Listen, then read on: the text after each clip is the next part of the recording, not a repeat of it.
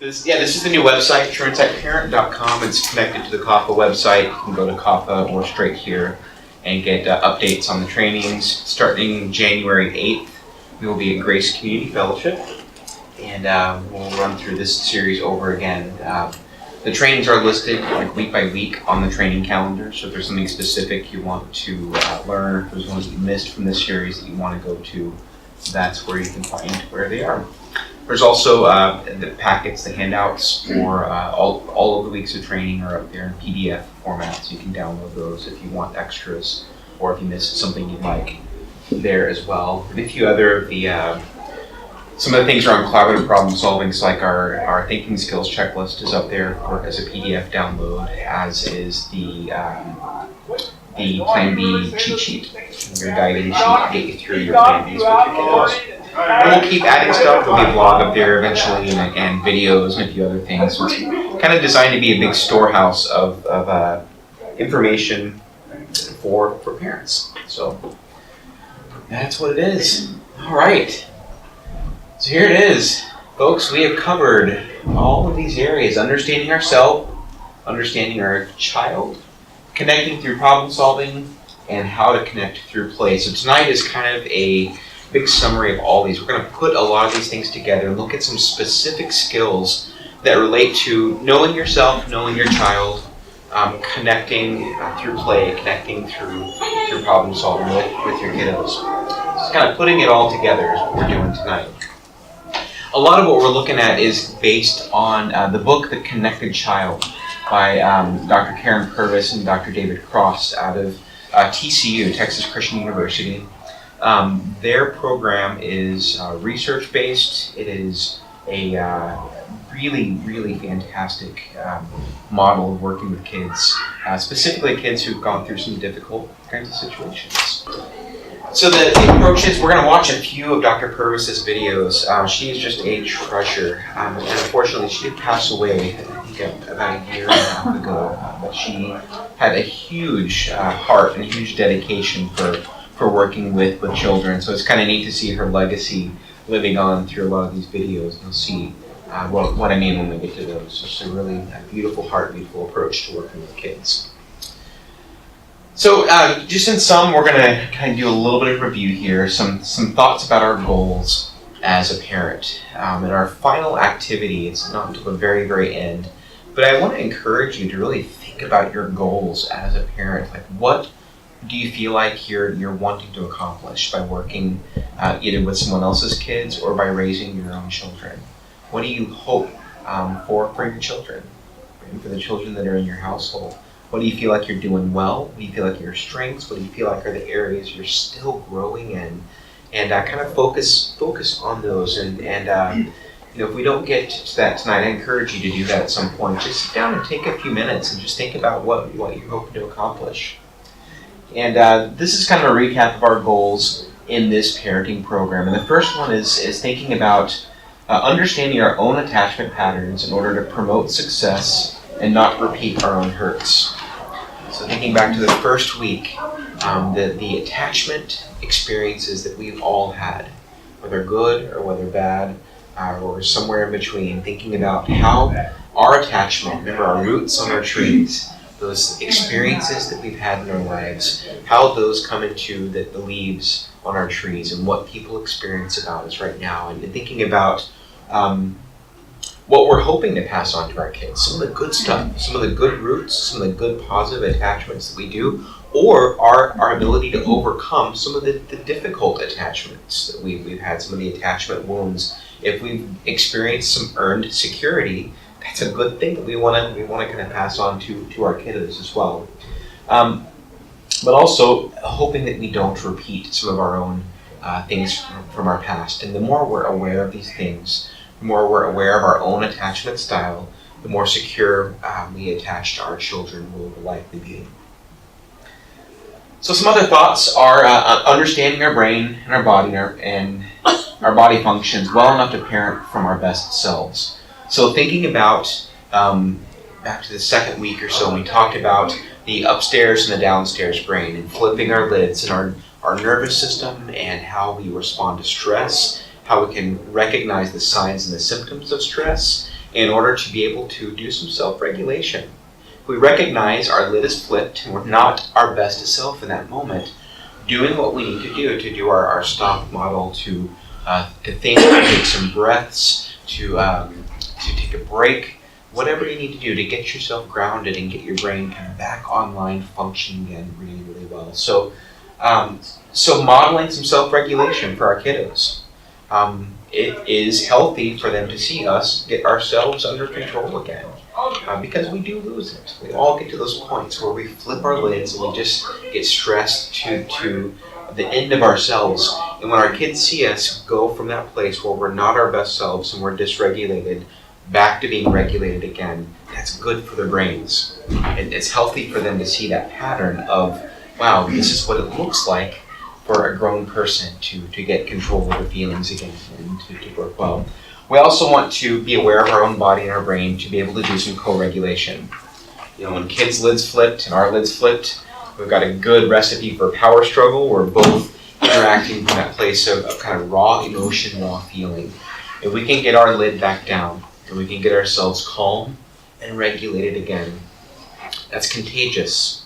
And this is what Dan Siegel calls co-regulation. And when they feel that it's like our tone of voice, our body language, our posture, our breathing, how wide our eyes are open, and everything about they're picking up all of these things, and they see us with this calm sort of energy about us. It's contagious, and their brains will start to regulate as well. Because they'll feel heard, they'll feel understood, they'll feel known and cared for. And it actually releases that good brain chemical, GABA. Its whole job is to calm down the limbic system, to calm down the feeling brain, and get the thinking brain back online again. So the more we understand our own bodies, the more we understand our brains, the better we're able to regulate ourselves and provide some good modeling for our kiddos. Another thing is understanding our children well enough to provide a place of empathy and care rather than judgment or unrealistic expectations. And I say unrealistic expectations because it's just fine to have realistic expectations for our kids. It's great to have expectations. We want them to grow. We want them to learn. We want them to get to a place beyond where they are right now. But just demanding it and hoping that it's going to magically appear is not always the way it happens. So understanding where they are. Is some of it developmental? Some of it they haven't quite hit that stage of development where their brain's ready to do some of this. Are there developmental delays? Are there things about our kids that are different than maybe their peers? If we understand that, that will be helpful in how much we expect from our kids. Or have there been some sort of difficult situations that have happened for them, some trauma, some neglect, something that's happened, a stressor that's happened that's caused the development to kind of be stunted in some areas, and understanding that is really helpful as well.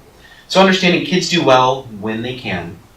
So when they have the skills to do well, they prefer it. They prefer to be able to get what they need from you without having to resort to lying, manipulating, stealing, falling on the floor and having a tantrum. It feels a lot better when I can get what I need from you and you're still smiling at me. And I don't lose all my stuff.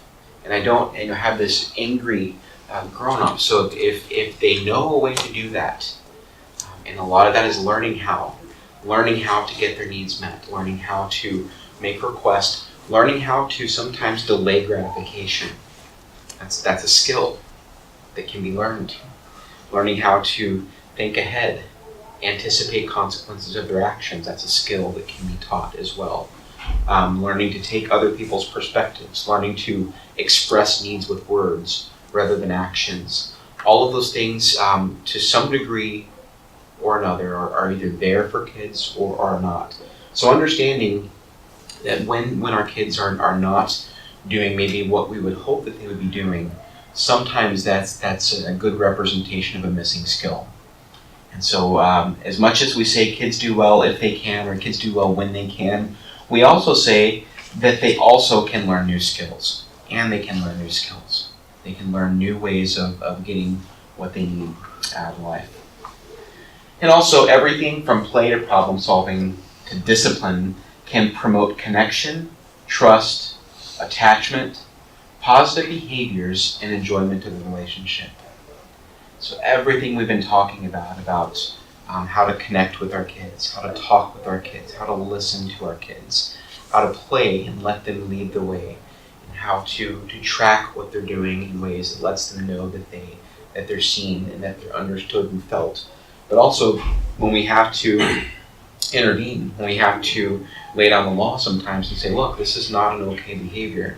This is not okay what's happening here. There's ways we can do that still promotes connection and promotes trust and is able to build new skills. And when all that's happening, we get some good behaviors out of it, but we also enjoy the relationship a lot more because it feels a lot better when we're fixing problems than when we're just doing crisis management, crisis to crisis to crisis. If we can get in with our kids and build some connection, build a framework for how to do some of this, it feels better for us, but also feels better for our kids. More work on our end, honestly.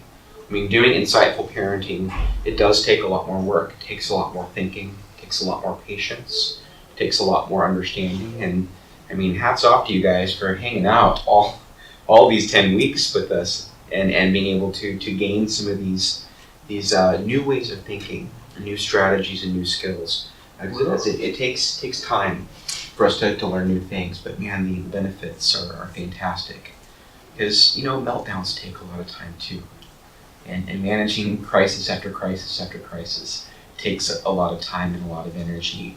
And personally, I'd rather spend my energy doing prevention and I like to spend my energy doing building connection and just spend my energy doing discipline and doing crisis management all the time. All right.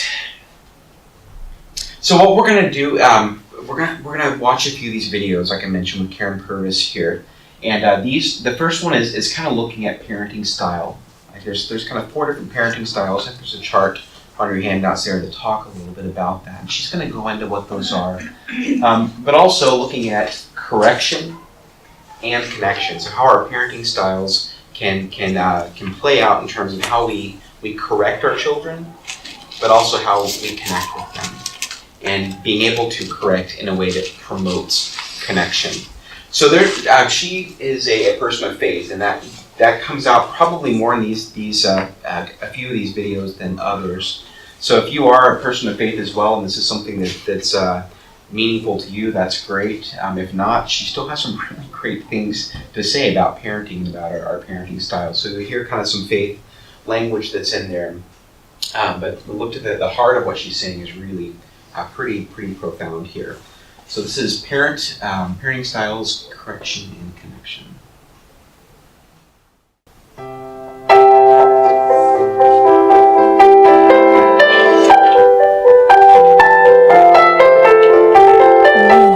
One of my greatest sources of sadness in the church ministry for children from hard places is that there is a great deal of punitive practice that bears the guise of the heart of God. I don't believe that it's God's desire to bruise and to wound and to injure and to re-traumatize our children. We have so many children who don't feel safe in their families. So many children who don't understand how they're loved. Because parenting practices are harsh and punitive. In our work, we say there are disconnected parenting strategies and there are connected parenting strategies. We want to use the connected strategies. We believe that's the heart of God. Some parents may have been led to believe when I finish disciplining a child, they should be frustrated and angry because I've thwarted that sin that's within them. But if I understand the way that God loves me and disciplines me, when God disciplines me, my behavior is changed. I feel more connected to Him than I did before. And I feel more content because I know of His love for me. That's what I want my children to have when I work with them. Now some parents will say, well, That's not what happens. That's not what happens at our house. So we say, think about three connected words, three disconnected words. When you finish discipline, is the behavior deferred? They just do it again when you're not looking. Are you and the child more discontent with your relationship?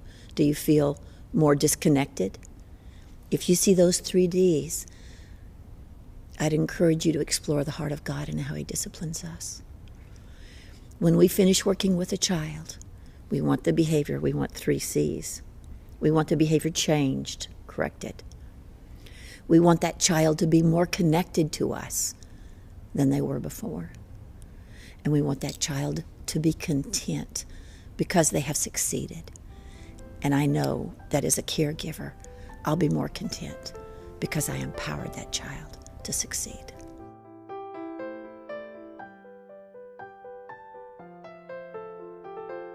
One of the most common questions that we get from parents is, what about consequences? Well, I understand that consequences are a fact of life. There are consequences. There are good consequences for some behaviors, and there are not so much fun consequences for some behaviors. But I'm not a fan of families using consequences as their primary means of correction and discipline. Now, sometimes I use consequences, but a cycle that begins in families is parents who are focused on consequences for discipline begin to see the child's misbehavior and they assign a punishment, misbehavior, punishment, misbehavior, punishment. And before long, we're driving worse behaviors because the child doesn't feel understood, doesn't feel felt, the child doesn't feel connected. In many ways, our parents unwittingly become the warden, not the coach. So if a child says to me something mouthy, I would prefer to do a redo. Try it again, buddy.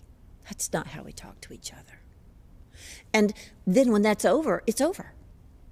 But if I give a child a consequence that they wait till evening to fulfill or they're grounded for 3 weeks, I create a negative cycle with my child. Now, I don't want to misguide you. I'm very diligent about behavior. I'm very proactive about helping children learn new behavior.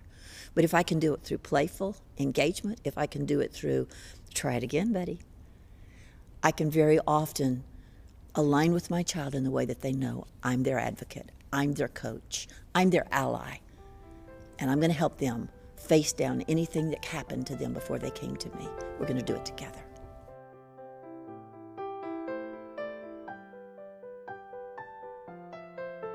For many years, researchers have known that there's 4 basic styles of parenting. One's a neglectful parent, they're just not there. One's a permissive parent, they let the kids make all the decisions. One's a dictatorial parent, called authoritarian parent, they make all the choices. But the parenting style that yields the greatest outcomes for the lifespan for a child is called authoritative parenting. And that's where there is some shared power. That's where the parents don't hold the children hostage, the children don't hold the parent hostage. That's where the children don't get to make all the choices, the parents don't make all the choices, but they work together. And so when I say to my grandchild, not what do you want to wear tomorrow or what do you want to do with the day, but would you want to wear this dress or this dress, I empower them to practice making good choices. When I say, would you like to go to the park or go to the zoo, I give them limited set of good choices, and I'm empowering them to learn to make choices. Many of our parents don't want our children to have choices until they walk out the door to college. And those are children who've not got practice with making good choices. I'm going to empower a 2-year-old. Do you want juice or milk? I'm going to empower an 8-year-old. Do you want the crayons or the markers? I'm going to empower the adolescent at every age, giving choices, age-appropriate choices, not giving the power all to the child, but sharing power with the child so that they learn how to appropriately use power.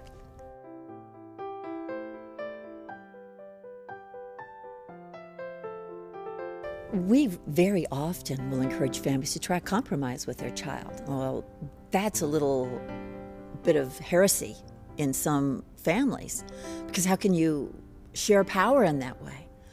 But if you look at the attachment relationship of a mother and a child, or a father and a child, you would just want to sit down and have a cup of tea and a cookie, but that baby wakes up, you're going to give up what you want. You're going to go to that child. Every new parent just wants a few hours of sleep. But if your baby wakes up and cries, you go to your child. You share power for making choices. One of the most profound things we can teach our children is that we're going to work with them. Now, sometimes they have to accept no. But if I can share power with my child, appropriate levels, I'm not talking about letting the child take me hostage, but neither do I want to take the child hostage. If I can let that child weigh in, and if I can give a choice, give a compromise, I'm going to. And in that way, I strengthen my relationship to the child. And in that way, I strengthen the child's knowledge that I'm their coach and that I'm their advocate. And in that way, I strengthen my child's ability to heal.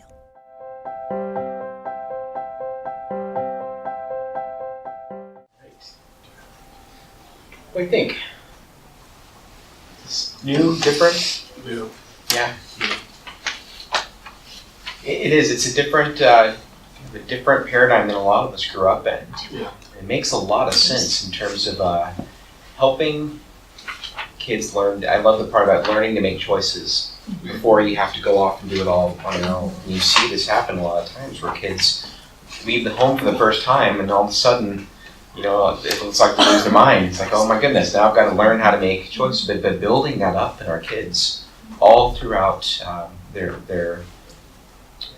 age spans is super important. And the sharing power, how balanced that is. It's like I'm not, they don't get to call all the shots, but also I don't call all the shots either. We're going to work together on some of this. And you kind of get the sense of that there's got to be a place of authority. There's got to be a place of these kids need to know that at some point that there's, that you're out there to keep them safe. And that in some ways you do know more than they do, even if they don't want to admit it. Yeah. It's true, and really in a deep place, they want to know that they're going to be cared for, and that they're going to be that you're there watching out for them. But learning to share that power sometimes it takes some flexibility on our end. Learning to be flexible with some of those things. So. Stylistic differences here. So I've got my warden and my coach up there, and I really like that analogy too. It's like, are you the warden or are you a coach? And the warden's like you're just there to enforce the rules. Here's a rule, follow it. If you don't do it, here's your consequence. Here's another rule, follow it. If you don't do it, here's your consequence. Versus a coach, and what does a coach do? But they're going to show you how. Help you out. Right, not just knock you down when you're doing bad. It's like, hey, come on, let me show you how to run this play. Or let me show you how to shoot this basket. Or let me show you how to kick this ball. It's all about I'm here because I've got some knowledge. I've got something to share with you, and I'm your cheerleader. I'm going to cheer you on, and I'm going to show you how this is done. So instead of just here's your rule, here's your consequence, it's here's your rule, here's your expectation. Now let me walk with you and show you how to get this done. And that's kind of the differences. The 3 Ds, the 3 Cs, I like these, and there's I think some notes on this on your pages there. So did you guys catch these? The 3 Ds. If we're just the warden, if we're just kind of this disconnected sort of parent, the behavior is what? Deferred, which means this is kind of that you do the crime, you pay the time, and for some kids, if they're willing to take the punishment, then the behavior is like, I'll do it again, right? It's worth it for me to stay out late. I know I'm gonna get grounded. Yeah, okay, ground me. I'm still gonna go out and stay out late. And so it's like, is it deferred for later? It's like, I'm gonna ground you now, but then next time I want to go out, all I have to do is endure whatever punishment you're going to give me, which kind of gives this crime and punishment sort of mentality for some kiddos. So we have behavior deferred until later. Also, that the child feels discontent. There's kind of a discontentment in that style, where that discontent is kind of this feels not pleasant, doesn't feel resolved, doesn't feel like it's kind of this angst. With the grounding things, be home by this time, I really don't like that. And you're going to ground me, and we're just kind of in this power struggle over this. And the parent and child are disconnected. So there's kind of a disconnect. If it's only the authoritarian style, the warden style, or honestly, even if this was a passive parenting issue too, you don't feel necessarily connected if you get to do everything you want to do. You don't feel like your parents are looking out for you. So erring on either side, if you're the passive, permissive parent, or if you're the authoritarian warden parent, there's lack of connection that happens with those. Versus the authoritative style. That's more of the coach or the authoritative style, where what we're looking for is that the behavior's actually changed. So instead of just this continues to happen again and again, we want to get to a place where we've got an understanding, and where when we're asking them to come home by a certain time, they understand why, and they're able to kind of comply with what we're hoping for, because they know that they're cared for, they know that we're connected to them, and there's a sense of contentment that comes with that. When I feel like that we've got rules, we're going to share power, we're going to connect, and there's that sense of contentment, and that I know that my caregivers are doing just that. They care for me, and they're going to be there for me when I get it wrong, to help me learn how to get it right, and that's that sense of connectedness as well. So I feel connected to you when I know that you're going to lay down the law, but I also know that you're going to help me learn how to do the law that you're asking me to do. So here's another example. So how about this one? No screens for a week. There's a good warden thing for you. So you messed up, no screen time for a week. Versus, okay, let's work together and fix this so this doesn't keep happening. And if you think about this too, if it's no screens for a week, who has to enforce that? Yeah. So there you placed yourself in the place of the warden, right? Because I said it, and I got to follow through with it because that's what I said, which can end up punishing you. And sometimes when these behaviors are kind of long-term and ongoing, if a kid doesn't really get what you're hoping for them to get, they don't understand the expectation or don't know how to follow the rule, they can get lost in that no screens for a week thing. And then you don't even get the behavior change that you're hoping for, because it ends up, they're mad, you're mad, maybe you follow through or maybe you don't, and you end up in this discontent, disconnected sort of situation. Versus, instead of you're grounded for a week, it's like, okay, kid, I see what happened here. Let's work on this. Let's fix this together so that this doesn't keep happening. And this is where I throw in some collaborative problem solving. Now, I would want to work with my kid. Collaborative problem solving is a very coaching kind of mentality in your parenting. It says, I still have expectations, and it is really important to me that those expectations are met. As a matter of fact, the solutions we come up with are not going to be solutions that are okay for us unless they meet my expectations as well as yours. So it's there's authority that's there, but it's an authority that says, I'm here for you, and you can come to me, and I'm going to help you work through the answers here. She mentioned on there also a redo. Did you guys catch that? It's real quick, but this is a fantastic tool you can use with your kiddo. This is giving a positive opportunity for the child to change his or her behavior or his or her current action without kind of punishment or fear. This is saying, you know what, everybody makes mistakes. Looks like you just made a mistake, and here's your chance to make it right. We can do this. It's immediate. It's right here. It's not, think about this for the next week while you're grounded. It's, hey, right here, right now, we can fix this. And she'll talk about this in some of the other videos, the muscle memory in the brain that happens with that. It's saying, I didn't do it right, but here's a chance for me to do it right. A lot of this is around like disrespect, tone of voice, even aggression or pull. If someone yanking something away from someone else, you notice it, you recognize it, because you're there, you're present, right? And you recognize, hey, wow, let's try that again, this time with some respect. Let's try that again, this time use words. Let's try that again. Let me know what you need here.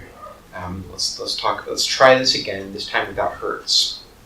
So you give them a chance to change what they did right in there. And it can be kind of playful. It doesn't have to be this really angry, you better change what you did, you better walk back, march yourself back and do this.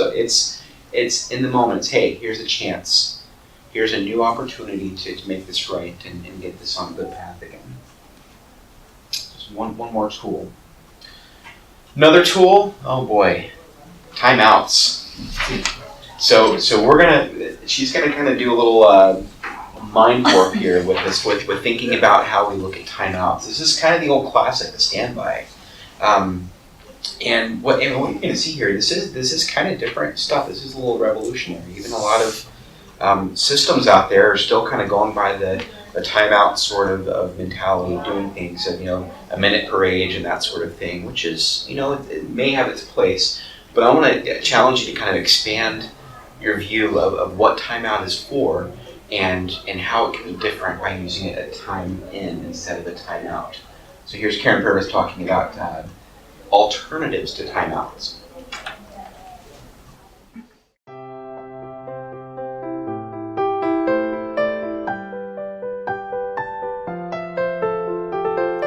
Time in versus time out is a concept that many families find richly rewarding, although initially challenging. When my child misbehaves and I say, go away from me until you can behave, I'm forgetting the fact that they need me as the parent to help them learn to regulate. So if their brain didn't mature because they didn't have a parent to regulate their needs, now I'm sending a child who emotionally needs connection and who cognitively needs direction, and now I'm sending them alone until they can succeed. Beyond unreasonable if you think about it in terms of brain development. So our goal is to say, rather than the parent who says, you're not acting like part of our family, take your food to your room until you want to be a family boy, and then you can come back to the table. Well, in the first place, I want to say, sweet, precious Father in heaven, when did my little boy misbehaving at my table mean he's not mine? But if I send children away who have come from hard places, I teach them to distrust leaning on me. I teach them actually to dissociate, and I actually teach them ways that don't enhance their long-term mental health. If I've got a child who got hurt, they learn to disconnect from the hurt. Now I send them to their room. It's a world primed for dissociation.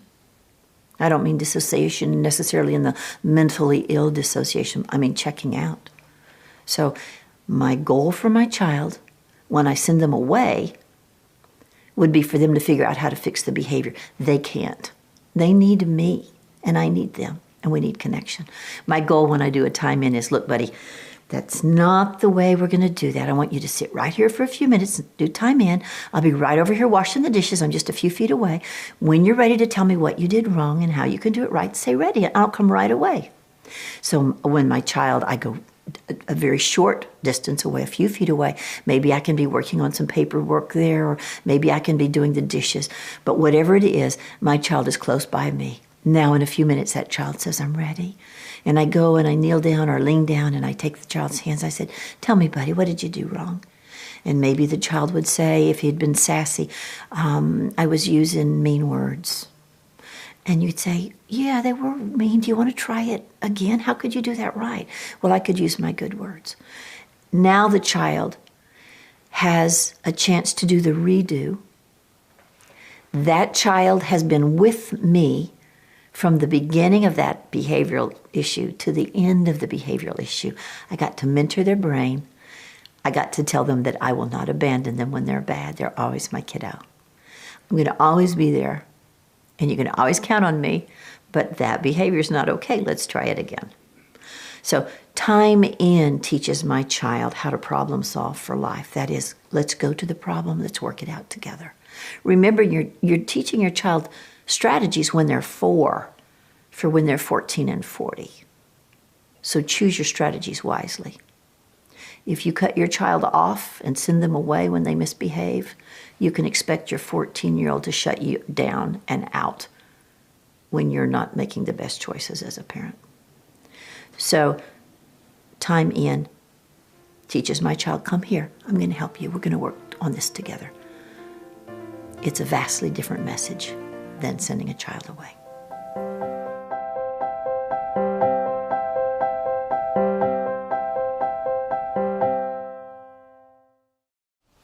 A little different again? Yeah. And this is not to say that it's we're wrong if we've ever used timeouts, and probably a lot of us had timeouts used on us. What it is saying is that there's just with the understanding that we have now about the need for attachment, the need for connection, what we understand about the brain and how it forms, and how it needs another brain to help it co-regulate. You recognize, so like if kids got flipped lid, and we say, okay, go to timeout, and what they need is that co-regulation piece. Co-regulation is way over here. Totally disconnected, right? But even, I love how she said, I'm going to do the dishes, or I'm going to work on something, I'm right here. I'm right here when you're ready to talk. It's not the kind of wondering, when is this going to be over with, when's parent going to come out, or just shutting down, totally checking out, and I'm like, fine, I'm in my room, great. So being there close, they get to kind of, again, feed off of some of that energy, that regulated energy that you have. Your brain, your body, your posture, everything is letting you know you're safe, things are calm.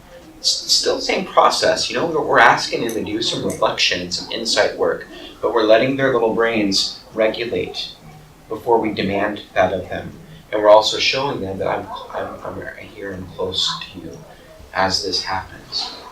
So the often unintended message of timeout is, when I have a problem, I go away from a relationship. Does that sound like some of the attachment stuff we talked about? Sound a little bit avoidant? It's almost unintentionally kind of showing when you've got a problem with someone, you check out, you disconnect, you go away, you fix it yourself. Versus the time in, what we're hoping to teach is, when I have a problem, I go towards my close relationship. What kind of attachment does that sound like? There's some security there, isn't there? And what it was profound when she was saying, we do this with our little ones, and we're setting the patterns for 14 and 40. Think about this. Remember, our attachment styles start 0 to 2, and they continue to develop. So something as simple as shifting our time outs to time ins promotes stronger attachment, closer attachment, and that tendency to move towards relationship rather than moving away from relationship as a means of solving your problems. So, yeah.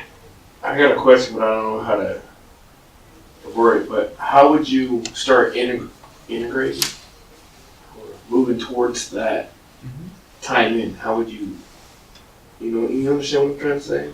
How to start it off? Yeah, how to start it off. Well, yeah, that's a great question, Sam. I think that because it is different. It's different as it is for us. It's going to be different for our kids too. And they might say, "What are you trying to pull on me here? Yeah, What's going on?" Because I got a 13-year-old, Sure. about to be 13-year-old daughter. Yeah. And we bumped heads like it's no tomorrow. Starting small. Even like, I'm such a fan of just broadcasting what you're doing to your kiddos, with your kiddos, and saying, "Man, I'm a grown man. I'm a grown woman, and I still learn new stuff. This is something that I picked up, and we're gonna give it a try and see kind of how this works. And what I feel like is, when we're having problems, problems are something that we can work on together. I'm gonna give you your space. You've got your space to kind of, but I'm we're gonna stay close through this. So I'm right here if you need me, right? Rather than just saying, hit the road, kid, go to your room. We're gonna try this and see if this works. But And I love even asking kids for buy-in.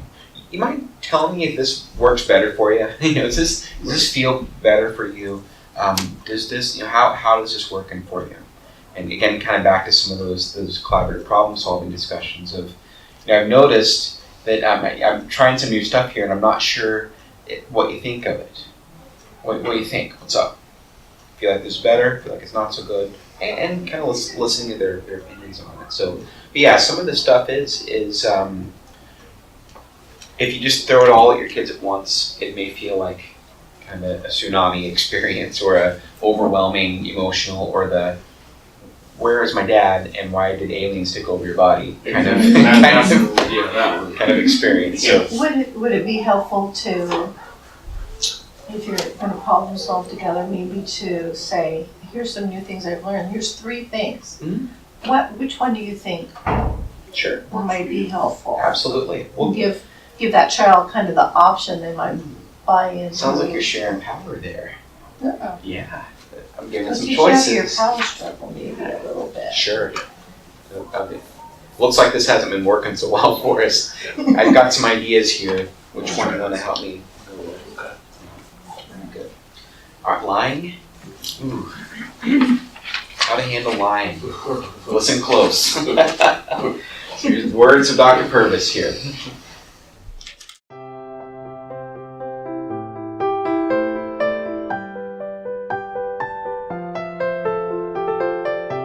There's a developmental stage at about 4 to 6 where kids are going to explore the truth.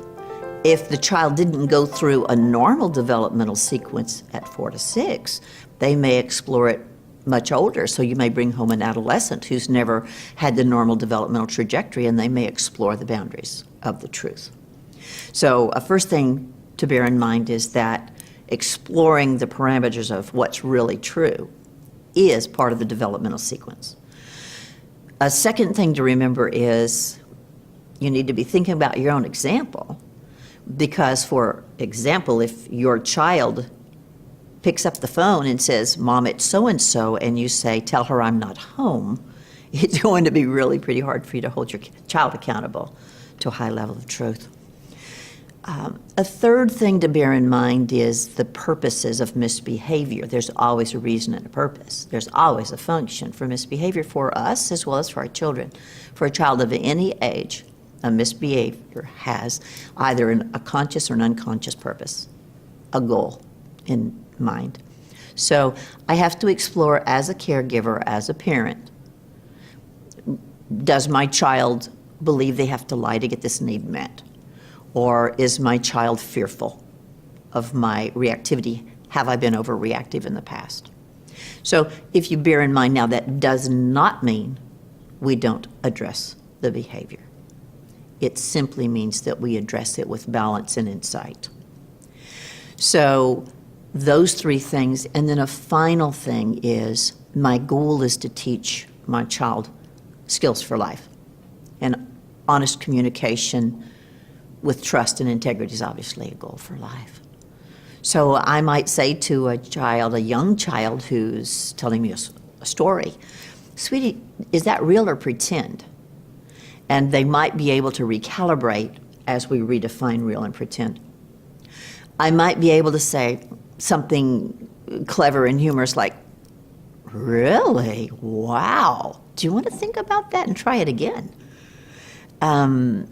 I might even give a child time to think about it, say, "That isn't what I thought I saw happen. Would you like to go think about it for a little while and come back to me when you've had a chance to think about it and tell me what you think really happened?" So my goal is a balance of structure and nurture. I'm going to address any misbehavior, but I want to do it in the context of balance. It's really important as parents look for how to help their children develop long-term strategies for integrity in their relationships with each other, with family members and God. It's really important for us to remember that we want to celebrate the good and not have joy in, "Aha, I caught you." Okay. We're taught by Scripture by the heart of God, that God rejoices and that God's love rejoices in the good. It doesn't rejoice in evil. So let your child see your joy in helping them succeed. My experience with children who tell stories and look for outright lies is that when they understand, I'm here to help you succeed, I'm going to work with you, you need to work with me. Let's work this out together. That a child will come forward to tell the truth, and then let me help them solve the problem or the need that was driving that lie. The two primary errors that I see with parents when their children lie is that they either overreact or they don't react at all. And neither one of those is an appropriate response. We need to do a balance of structure and nurture. We need to do a balance of responsiveness and proactively addressing these needs as parents who are teaching our children patterns for life. The issue of lying comes up frequently for parents. I know it has for me. And as I began to look at this and the challenges that lying creates for me as a dad, I realized that, frankly, a lot of it was rooted in my own past. I can remember vividly the destruction that lying had created in my childhood, in my upbringing, whether it was the lies that I told or the lies that I was told. And so I came into adulthood and into parenthood more specifically with a lot of baggage around the issue of lying. As we know, all kids are going to explore the boundaries of the truth and truth-telling. But for me, because of all this history that I brought forward on the issue of lying, I tended to do what a lot of dads and a lot of moms do. I overreacted. I came down on lying as if it were the sin above all sins. And while it's not a good thing and we don't want our kids to lie, we also need to make sure we remain connected even as we help teach and train them in truth-telling. The other tendency that some parents have is to completely ignore lying, to excuse it or to justify it or to somehow wish it away. And the reality is that we have to deal with lying when it comes to our kids. But the question is, how do we deal with that? Is there a way to deal with lying so that our kids and us stay connected, so that we can train and teach them, so that we can build into them the value of truth-telling, that it pleases us, it pleases more importantly God, and that it helps keep trust in relationships as opposed to tearing it apart? I've discovered that the answer is yes, that we can come about the issue of lying in a way that keeps us connected with our kids. I think it's also important to recognize that sometimes I have a tendency and other parents have a tendency to want to catch their kids in a lie so that they can use that as an example and then make a big deal of that and teach them. And at the end of the day, I want to celebrate my kids' successes. I want, even in those situations where they're coming to me and maybe lying is going to be something they're going to turn to, I want to be able to say to them, hey, you know what? It's really important that you tell me the truth, because when you do, I can trust you and you can trust me, and together we can solve whatever problem it is that you have or whatever mistake it is that you've made. The issue of lying is a serious one. It's a challenging one for parents. But the issue is not whether we deal with lying. We have to. The question is, how do we deal with lying? And focusing on dealing with lying in a way that keeps us connected, that keeps us side by side with our kids, that helps them understand we're their coach and we're their advocate, and we can help them solve any problem that they have.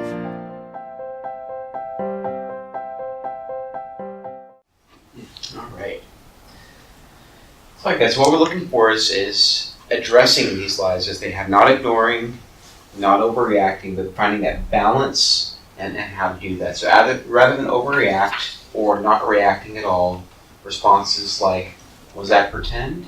Was that real? Was that pretend? See, you keep it playful, right? This kind of goes back to warden coach again also. The warden might say, might come down, lay down the hammer. I know you're telling me a lie, you better fess up to it right now, right? As opposed to keeping it playful.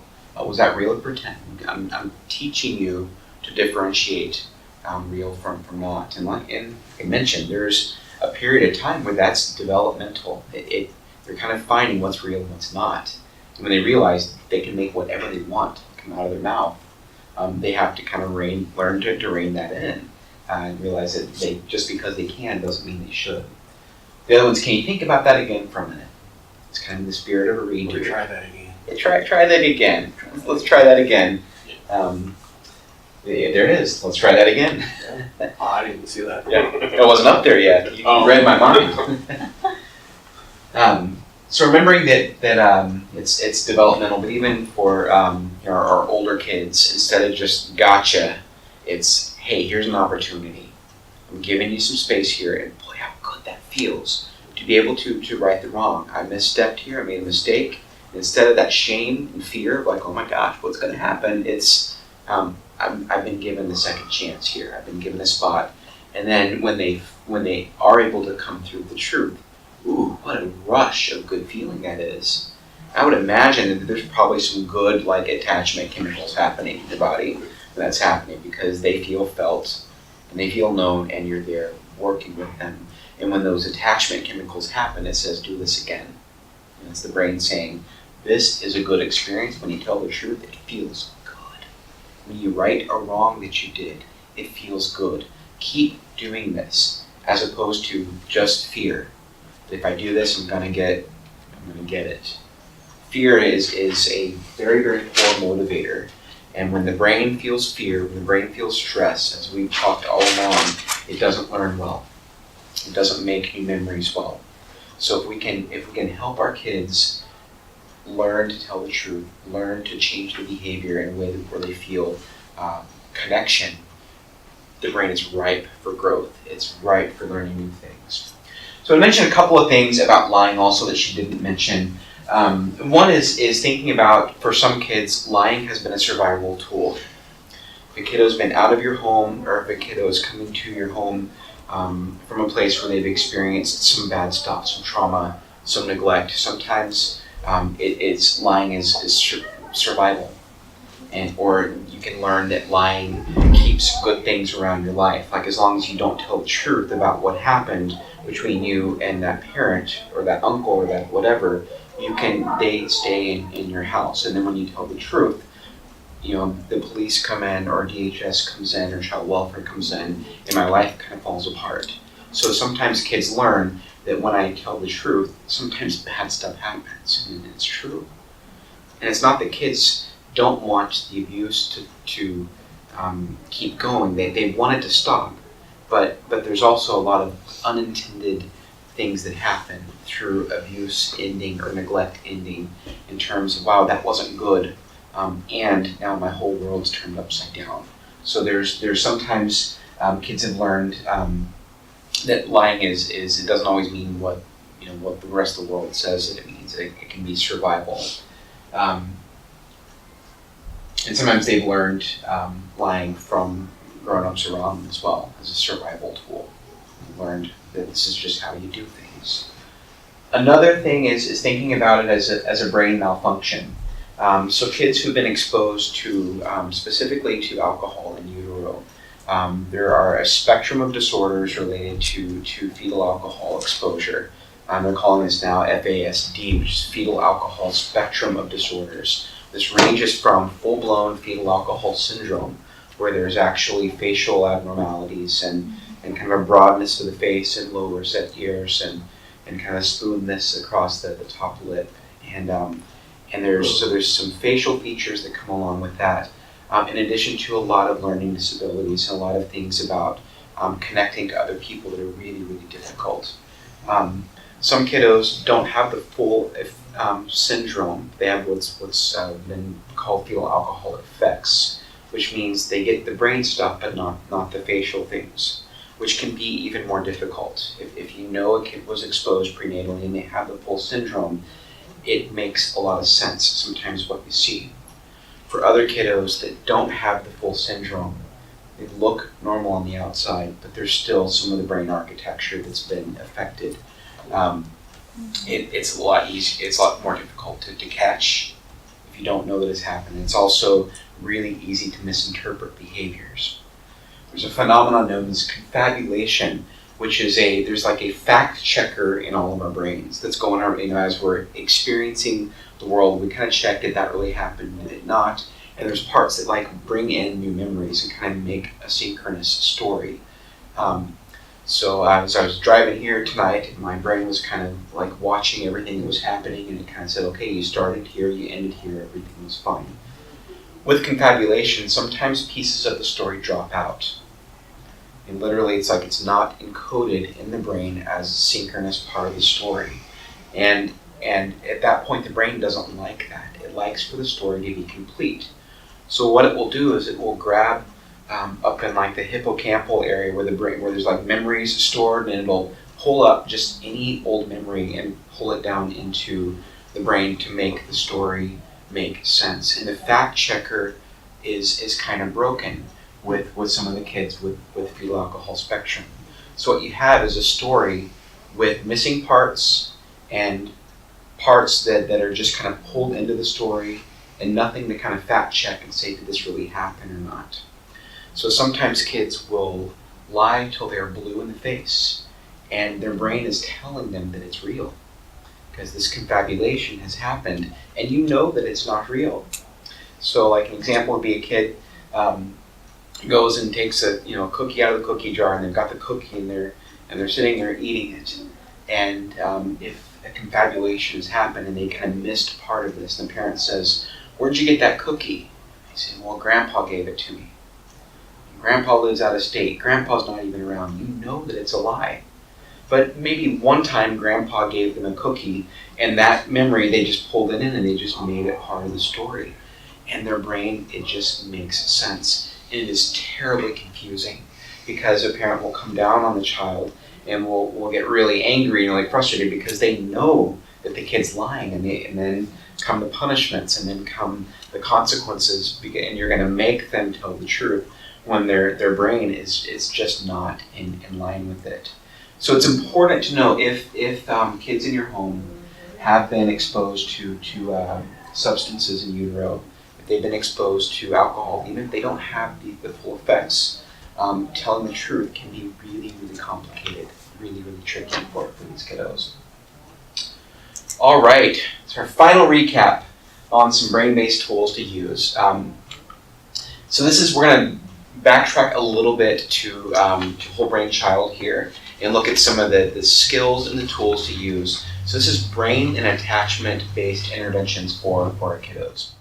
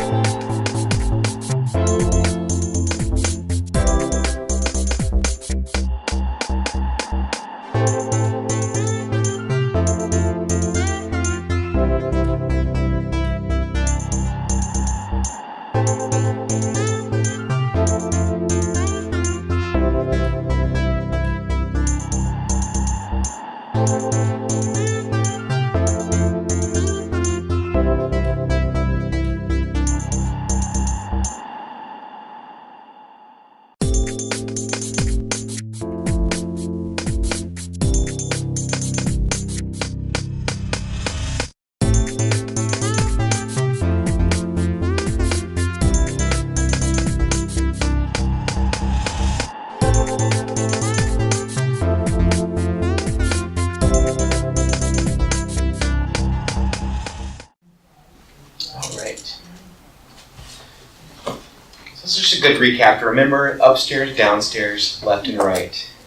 Now, connect and redirect. Connect with the emotion, then give the logic. Engage, don't enrage. Engage with them. If they're in their feeling brain, engage where they are. Talk about their feelings. Give the narration. Wow, you look disappointed because this didn't work out the way that you thought it would. You feel really upset with me because you don't like the answers that I'm giving you right now. You're just kind of letting them know, this is what I see, this is the feeling, this is what it's called, and I hear you. I'm with you.